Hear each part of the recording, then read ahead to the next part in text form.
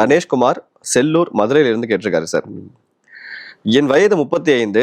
ஒருவர் அவரின் மொத்த முதலீட்டில் பங்குச்சந்தை தங்கத்துக்கு எத்தனை சதவிகித தொகையை ஒதுக்கீடு செய்தால் நல்லது அப்படின்னு கேட்டிருக்காரு. ஸோ இது முதலீடுங்கிறது அது பங்குச்சந்தை சார்ந்த முதலீடுக்கு ஒரு ரூல் இருக்கு.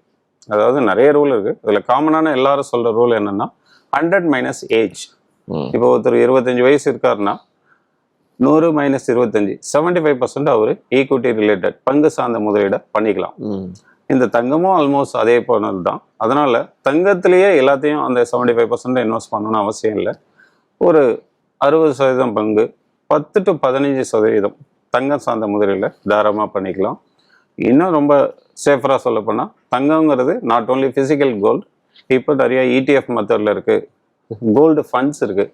அதில் இன்வெஸ்ட் பண்ணால் தங்கத்தை அவர் கண்ணால் பார்க்க முடியாது. பட் ஆனால் தங்கம் எந்த அளவுக்கு வளர்ச்சி இருக்கும், அதாவது எவ்ரி இயர் இன்க்ரீஸ் ஆகுது, அதே இன்க்ரீஸ் இந்த ஃபண்டுலேயும் கிடைக்கும். ஸோ அவர் லாங் டைமுக்கு அந்த தங்கத்தை தாராளமாக விற்று கூட தங்கமாக வாங்கிக்கலாம். அந்த டைம் ஆஃப் சில்ட்ரன் மேரேஜஸ், அதே போல் ஃபங்க்ஷன் டயத்தில்.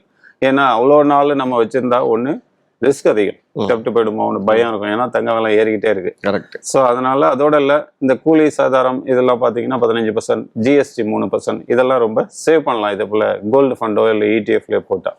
ஸோ அதனால லாங் டைமில் ஒரு 10 to 15% தாராளமாக தங்கத்தில் இன்வெஸ்ட் பண்ணலாம். ஏன்னா அதுவும் ஒரு டைவர்சிஃபிகேஷன் தான், ஒரு தரப்பட்ட முதலீடு. ஸோ அதனால தாராளமாக பண்ணிக்கலாம்.